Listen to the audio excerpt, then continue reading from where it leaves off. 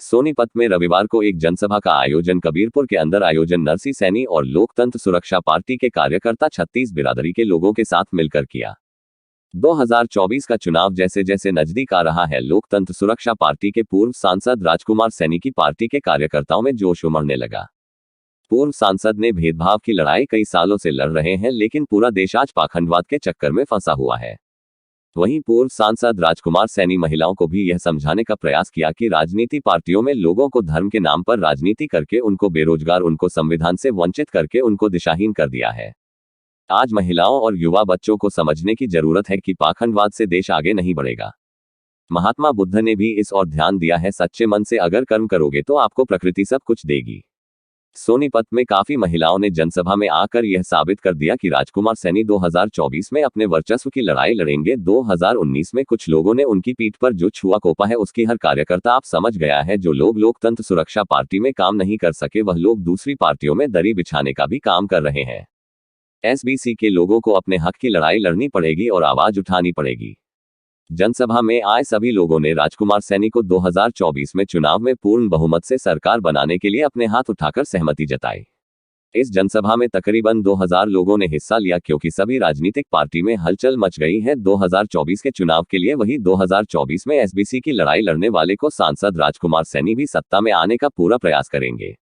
सूत्रों के हवाले से इतिहास लगाए जा रहे हैं, पूर्व सांसद राजकुमार सैनी जल्दी राष्ट्रीय पार्टी के साथ गठबंधन कर सकते हैं। 26 नवंबर को सोनीपत में एक बड़ी रैली का आयोजन करने का ऐलान पूर्व सांसद राजकुमार सैनी ने किया। इस रैली में बताया जाएगा कि सभी बिरादरी के लोगों को सत्ता में आने के लिए किसी और जाना होगा। एक बड़ा ऐलान किया जाएगा। सोनीपत से हक की आवाज से रविंद्र कटारिया की रिपोर्ट।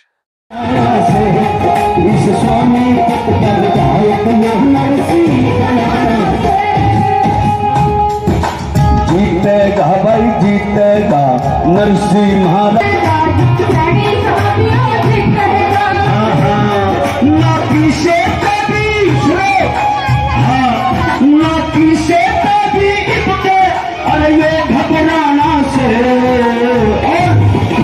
सिर्फ एक ही बात कहना चाहता हूँ, राजकुमार सैनी से सिर्फ 2 ही 3 चीज मैंने सीखी अपनी लाइफ में और उन्हीं से प्रेरित हूँ और उन्हीं की विचारधारा पे आकर काम करूंगा। एक तो क्या है, कुछ संचालक लोगों ने हमें जातियों में बांट दिया है, धर्मों में बांट दिया है। यहाँ पर सभी समाज के लोग बैठे हुए हैं। मैं उनसे एक सवाल करता हूँ, जब ये हवा चलती है, इससे सांस सभी समाज के लोग, सभी धर्मों के लोग इससे सांस लेते हैं, ये हवा किसी में फर्क करती है क्या? ये पानी है, जल है, इस जल को हम सब सभी समाज के लोग पीते हैं, ये जल किसी में फर्क करता है क्या? ये सूरज है, ये सबको प्रकाश देता है, ये किसी में फर्क करता है क्या? ये हिंदू है, ये मुसलमान है, ये चूड़ा है, ये नाई है, ये सैनी है, ये जाट है, ये किसी में फर्क करता है क्या? ये फर्क करवाने लोग, जिन्होंने ये फर्क करवा दिया, ये ऐसी विचारधारा हमारे मन लोगों के बीच में, हमारे बड़े बुजुर्गों के दिमाग में डाल दी, मानसिक गुलामी जिसको बोलते हैं। मेरे युवा भाइयों से सिर्फ हाथ जोड़ के यही कहना चाहूंगा, उन जाति धर्मों को छोड़ के और अपने हक अधिकारों की बात करो। संविधान के अंदर 52% ओबीसी की भागीदारी है, लेकिन सुप्रीम कोर्ट से हमें साथियों 27% मिला हुआ है और उस 27 में से भी जो रियलिटी में मिला हुआ वो सिर्फ 11% है। जो समाज राजनीति के करीब रहे हैं, उन्हीं लोगों ने हमारे हक अधिकार खाए हैं। राजकुमार सैनी सिर्फ यही बात आप लोगों को समझाने की कोशिश करते हैं कि भाई, जो संचालक लोग तुम्हारे बच्चों के हक अधिकार खाए हुए बैठे हैं, उन लोगों की चाल को समझो और अपने हक अधिकारों के लिए जंगे मैदान में उतरो। लोकतंत्र सुरक्षा पार्टी के राष्ट्रीय अध्यक्ष, जो पूर्व सांसद भी और पूर्व मंत्री भी रह चुके हैं, आपके बीच में पहुंचने ही वाले हैं, क्योंकि आज इस देश और प्रदेश के अंदर एससी, बीसी और 36 बिरादरी के जो दबे कुचले समाज के जो लोग हैं, उनकी आवाज उठाने का अगर कोई काम कर रहा है इस प्रदेश के अंदर, तो वह लोकतंत्र सुरक्षा पार्टी के राष्ट्रीय अध्यक्ष चौधरी राजकुमार सैनी जी है। अपने दमदार भाषणों की वजह से जाने जाते हैं पूरे प्रदेश के अंदर, देश के अंदर। रेलवे में 8% है, नीति आयोग, विधि आयोग में 7 और 8% है। राष्ट्रपति भवन में 6% है। अगर आप नॉन गवर्नमेंट के जो दूसरे उपक्रम हैं, चाहे वो बोर्ड है, कारपोरेशन है, उनमें आपकी गिनती 10% है। 52% लोग,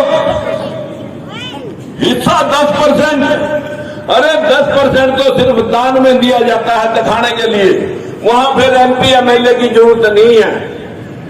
अगर ये एमपी और एमएलए जिनको आप नशा हो जाता है आपको, आपके हमारी जात को कांग्रेस ने टिकट दे दिया, हमारी जात वाले को आपका बीजेपी ने टिकट दे दिया, और हम उनको जितवाने के लिए पूरे प्रदेश भर से उस जाति के लोग इकट्ठे होकर के उसे जितवाने के लिए पहुंचते हैं।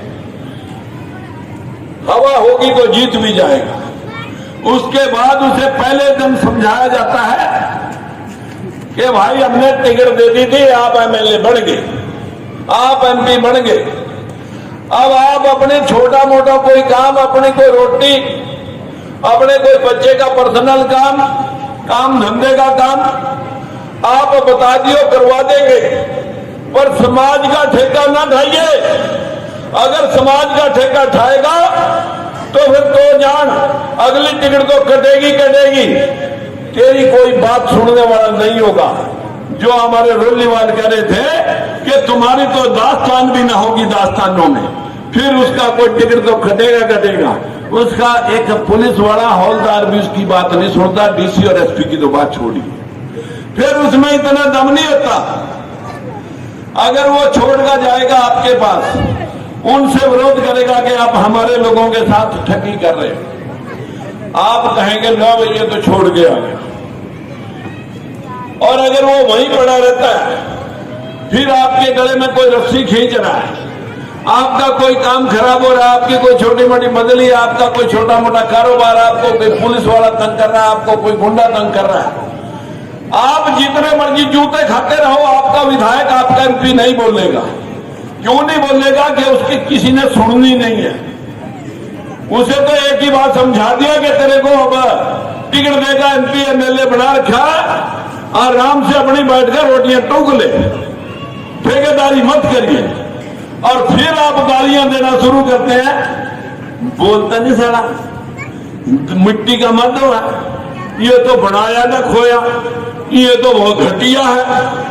फिर आपके जो तलवारें और तीर चलने लगते हैं, वो तीर हम ना सुने।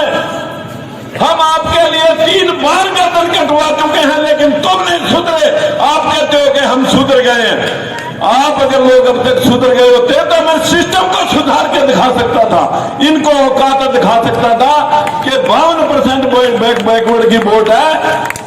अगर ये सुधर जाती तो हमें किसी को तोहमत देने की जरूरत नहीं थी, किसी को गालियां देने की जरूरत नहीं थी, किसी को कोसने की भी जरूरत नहीं थी।